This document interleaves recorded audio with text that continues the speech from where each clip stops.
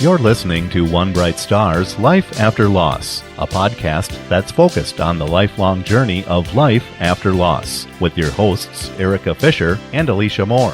One Bright Star's Life After Loss podcast is sponsored by the law firm of Burkholz and Associates. And now, One Bright Star's Life After Loss podcast.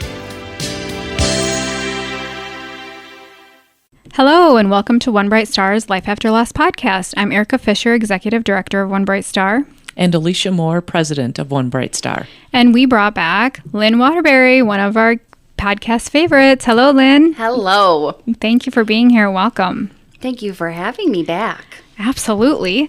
So it's been a while since we've met, but a lot has happened. So much has happened. Yes. And is happening. Yes. All the things that are going on in our community, far too much loss and grief, way too much grief. It's been a very, very, very sad time in our community. Loss of children, far too young, far too close together.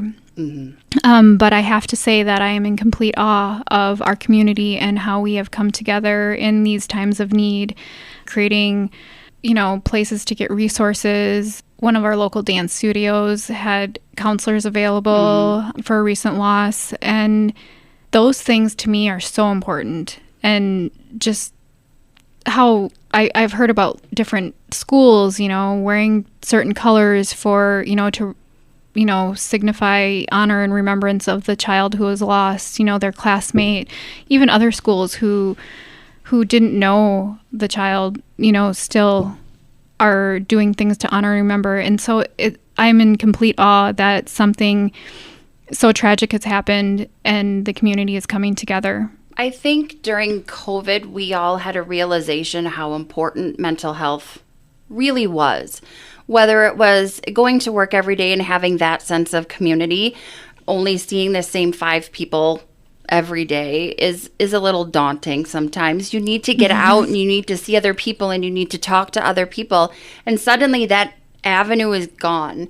And it affected our mental health pretty quick because it truly depends on what you feed your brain with. So do you feed your brain with news 24/7? Do you feed it with rom-coms? What are the conversations you're having with those same 5 people and what does that look like? And our mental health really took a toll. Yeah. We especially noticed it in our youth for the first time ever, which is so wonderfully embraced already by the community. And then all of a sudden, these tragedies, literally like a domino effect. Yes. One after the other, after the other, after the other. And we weren't even through with one, and then the next one happened. And then all of a sudden, something else happened. And it's all of the things. And now that we're all back together, we can talk about it, and it's not a taboo subject, maybe like it was 3 years ago. Right. Very true. Very true. So I think that's the important piece. If we pulled anything positive out of COVID, I think mental health is probably the awareness, yes. The awareness of it and how important it is. How we could say before, oh, don't worry about her, she's just a little crazy. And if I heard kids are resilient, one more time. Oh my goodness. Right. They're not. They need us. They need that support because they don't know how to say, I'm really struggling with how this happened. Mm-hmm. Right. Well, we, as adults, we don't even know how to say that sometimes. But when these kids are dealing with these tragic losses of their peers, it is so wonderful. Like you said, you're so proud of the community because these kids are coming together. Yeah. And they're actually showing us adults that we need to come together too. This is important. We need to talk about it. They are supporting. They are saying their name. They're wearing their favorite color. Mm-hmm. Other schools are saying, you know what, this school just lost someone special. If they're wearing pink tonight, we're going to wear pink too. Mm-hmm. And it's just amazing. And then the schools are getting the support, and I'm impressed with the administration and all the people and the resources. They're bringing people to speakers to the school, and they're starting to talk. And you had mentioned before we recorded, Lynn, about having a safe place for these kids. Yes. We just need, Erica and I have mentioned before, one of our goals is addressing head-on teen grief, because It's just something that's not addressed enough. Sending your kids to a counselor or a psychiatrist, once a month, once a week. And those Great. services are so overbooked. Yes. So having sent my daughter, it's going to be 4 to 6 weeks before she can get back. Right. Okay. Well, we all know what can happen. It's not going to be put Yes. on hold. Your grief, your feelings, your mental health is not going to be put on hold for 4 to 6 weeks. Right. Right. So just an outlet for there to get out emotions. I don't care if it's a room full of pillows where for 5 minutes you scream as loud as you can into that pillow, or you cry as hard as you can into that pillow, or force yourself to laugh. Whatever that looks like, I don't care if you come bursting into the room with more explicatives than I have ever heard in my entire life. Getting those emotions out and having a place where it's okay To express them, yes. is incredibly important. And being told how you can and can't grieve, or what the right way is, or did you know there were 5 stages to grief? Blah. You can go ahead, you can hit all 5. And then repeat and all of- reverse. Yeah, and different yes. orders. Yeah. I will yeah. never forget. It was during Christmas, or we were hosting Christmas or doing something, and I was feeling pretty good about myself. It was recently after my mom died. I had it all together. I was hosting. It was awesome. Yes. And then I get into my car and I run to Hy-Vee quick because I forgot something. And there was a song I had never heard in my entire life on the radio station. Bloop. Back to square one. I was a sobbing mess. I came back home. I didn't even make it into Hy-Vee because I totally forgot what I needed. My mascara, my hair, everything was all done. I was a hot mess. And then having to explain to the 20 people that are at home why I'm a hot mess. Oh, I'm Right. sorry. I had a mom moment. That's what my sisters and I call it. So it's just one of those things where at least they understood. I mean, it wasn't like it was totally out of left field. But 19 years later, there are still mom moments. So Yeah.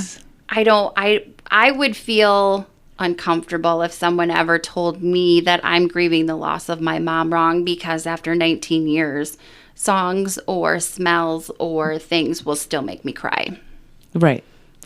But I think it's that, seeing to me, I think that's wonderful and that's special. Yeah. Because she is that close to your heart. She is right there, that you haven't forgotten the songs, you haven't forgotten the smells or whatever. And so I think it's great.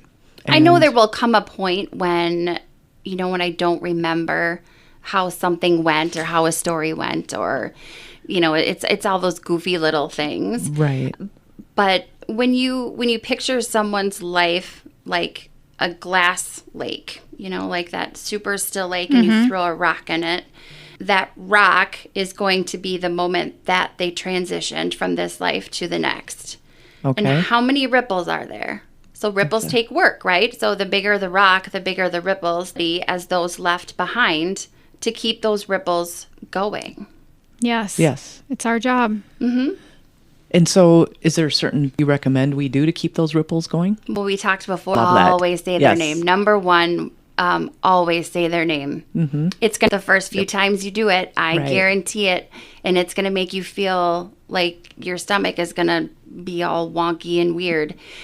But you will know by the response you get that it really is okay. It is okay. And I always remember Linda would tell Yep. us when she would cry, and I would say, I'm sorry. And she'd say, no. I'm not crying because it's sad. It makes me so happy. Those are tears. These are Yes. cleansing tears. Yes, cleansing tears. And I that's always what she used thought, to call them. and so now, say their name. And Well, I think the purpose, I mean, when people think about their life's purpose, they be remembered for something. yes. They want to have a purpose. They want to stop saying the name. Do you stop remembering? When you're putting your own uncomfortableness above someone else's happiness. Right. And that to me That's- it's something I have had to learn that I am selfish about. It's uncomfortable. At the grocery store and saying, oh my goodness, I am so sorry. I didn't realize today was the anniversary of Jeremy's passing. And Right. that was why you were like that at work today. I'm so sorry. That with your coworkers and, Absolutely. those around you. I have a coworker who is so to her chest and she'll never say anything to anyone. So I always explain to people that you should assume positive intent, but always know that they're fighting a battle you know nothing about. Right. Yes. So just because someone is short with you in the grocery store or cuts you off in traffic, it doesn't have anything to do with you at Don't all. take it personally. Yes. Yes. It The might world just be, does- a day. Well, and you know how you just need to take a breath, and just the world is not about you all the time. Yes. I mean, there are how many people in Mankato? 75,000, I think we're up to, and that's how many lives are happening right now. And all of us are 6 degrees of separation from each other in this town. We're not that big, and everybody's going to know something about someone else, and somebody knows something about what happened, and I saw so-and-so at the grocery store, and then you realize what a jerk you were to them, and then you find out when you go to your next errand why they were like that. And now you feel like a jerk, and you feel like you can't apologize because that would be worse. Mm-hmm. But I will tell you 100%, suck it up, baby. Suck it up. Apologize and say their name Yes. every time. I don't care if it's a text message, an email. I don't care what it is, face to face. Yes. Say their name. Say their name. That Absolutely. is so important. It is so important. And we have to teach our kids that. We have to teach the kids who are grieving to say Yeah. their names and to remember them. I know that I was talking to a coworker who recently lost a daughter, and he said that her friends are still texting. Mm-hmm. Oh, that's wonderful. Like they're like still like, hey, I failed my math test today. Yep. You know, Do you know what- that's so cool. Like they're, that says a lot about the kids, I was just going to where say, they are. Yeah. It's really interesting that our kids are the ones that they're teaching us so much. Look at how they're doing Yes. this. They're doing great. We as adults, parents, we need to be good with this, and we need Yes. to be taking lessons from them. Teen grief support would not only be beneficial for the teens, it'd be beneficial to those who are facilitating. Oh, yeah. Yes. They got to watch how we all behaved in the 2020 election. And they said, all right.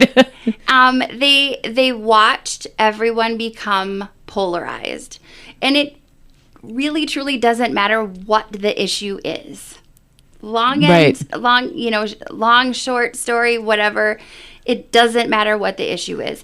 If you come at someone hard and you start telling them what to believe, you're going to have one of two things happen. Either they're going to believe you or they're not going to believe you at all. But what happens if you come to your teen and say, oh my gosh, I am so sorry that this happened. And instead of saying, if you need anything, let me know. I hate that phrase more Yes. than life itself. Do it. Bring the soup. I don't Right. care. Drop it off at the doorstep. Send a card. Right. Like, do something. Yes. Just do something. Don't ever say, if you need anything, let me know. Just Right. do it. Right. I'm That's a guilty really of good that. I'm point. so guilty of 100%. that. But like when I say it, I legit like you legit mean. I mean like seriously. I will be up your butt if you don't tell me what you don't need or what you Right. need. Right. Like I will be there like bugging you. So and 9 out of 10 people will. You call them at 2 o'clock in the morning and they will show up with whatever you need from Right. Quick Trip. I 100% guarantee it. But the amount of strength it takes to hit send on your phone or to actually call that person is immeasurable. And a lot of times when you're down in that grief pit, it's not happening. Right. It's just not happening. So that's why you just have to take the initiative and just do it. And it doesn't matter if it's big or little. How many times have we read these email stories, like those email chains? You remember those? About how, or now they're on Facebook, about how somebody was in a grocery store and they didn't understand why, but something suddenly told them they had to buy this bouquet of flowers. And they get outside and they find some person and they felt compelled to give them this bouquet of flowers. And all of a sudden the person burst into tears, and it turns out to be their anniversary, and these were the flowers that their husband always gave them. Right. So I invite everyone to listen. Listen for those moments. Just be still. Go with it.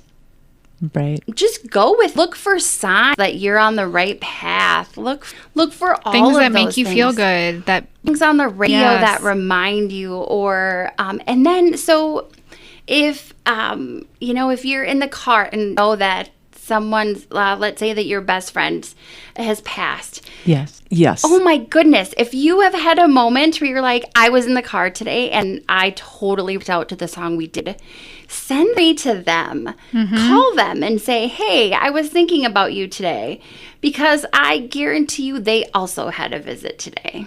Yeah. That's really neat that you just do that Yep. kind of out of the blue, kind of like just what you said, your coworker who's getting messages from signs, yeah. and then but the friends are Oh, yeah, still the- reaching yep, out. yep. And how important that is to the parents. And Well, so because they are not forgotten. They Exactly. matter. It's all circular, and it all goes back around. And it is uncomfortable at first, but once you get past that and you understand that by listening to your intuition, as crazy as it seems, there's a reason. yes. And everyone has guardian angels, and you can send them to people, and mine's name is Sarah. Sarah's with my daughters today. Sarah is actually with you today. Two other guides are with your daughter. Thank you. I needed Sarah today wonderful. for sure. No, and so I have gone through work to know who mine is, and I freely send them where they need to go. If I'm just sitting at my desk today and I don't need them, I'm not doing anything dangerous like flying out of airplanes, Right. Or I. It's not that I don't need them, but you need them. Somebody more. needed them more. Yes. Totally borrow Sarah for a day. Yes. Just let me know. I love Sarah. I did have to tell. So Erica and I have a joke about our angels, because Erica has bougie angels. Her feathers are striped. Sorry, I'm and- over here crying. Her feathers are striped in polka dot, and they're all these different colors, and they're so beautiful. And mine are just white. They're beautiful, Yes. but they're white. And so when I told Erica that I was sending her Sarah, I go, she's not as bougie as yours. And I didn't know I had but a bougie she's angel. still But amazing. I like her. You know, Yes. she gets me through. But yeah, I mean, it's just doing things like that and letting people know Yes. that, yes, thoughts and prayers is another phrase that drives me crazy. I'm sure I do that a lot. we all do. Yes. How many times I've Yes. said that? Like, oh my goodness, or the praying hands, or know. like the thoughtful emoji and all. And we all do it. Every single one of us do it, and we all genuinely mean it. And in that moment, you might say a quick prayer, and you might do that. But when you know someone is going really, really hard, you can do a little bit more. And it takes I a agree. text message. Yes. It takes 10 seconds. Yep. Right. Randomly on a Tuesday, text someone, hey, I just wanted to let you know I was thinking about you today. A friend of mine lost her son, and frogs is how he comes to her. Okay. So I was at an antique shop, and there was an entire, I don't know, like 6 by 8 foot section of frogs.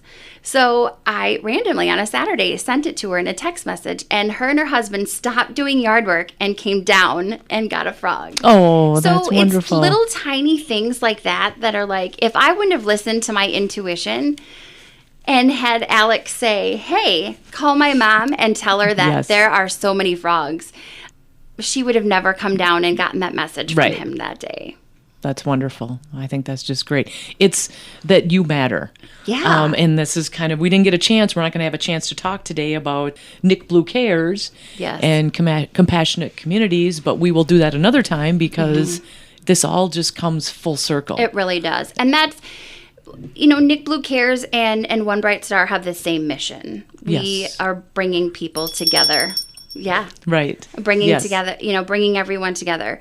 Bells of Belonging are our beautiful new I shouldn't say new, we've been doing it for a year. So if you're anywhere on campus, MSU rings the bell tower the first Monday of every month. At noon, they ring the bell for 1 minute. There are some churches that do it. I know there's a church downtown, Bethlehem, I think, actually has their handbell choir director will go outside and play handbells for a minute. My daughter rang the Luther bell. You know, it doesn't matter where you are or what you're doing. I have a dinner bell at home. That's what I ring. Yep. You can ring bells on your phone. It just doesn't matter. But when you hear that, then you know you're not alone. Someone else is also as compassionate as you. And you have found each other. Mm-hmm. And that's what we need. That is 100%. Yes. Wow. That was, I'm still crying over here. Thank you, Lynn, for being here. A lot, you do. You get me where all the feels are, and you send me your guardian angel when I need it the most. So need her the most. So thank you, Sarah. Thank you, Lynn. All right. Until next time, we'll see you.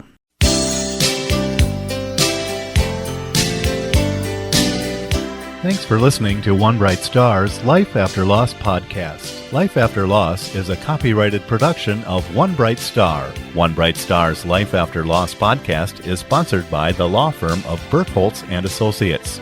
For more information on the lifelong journey after losing a loved one, please visit our website at onebrightstar.org.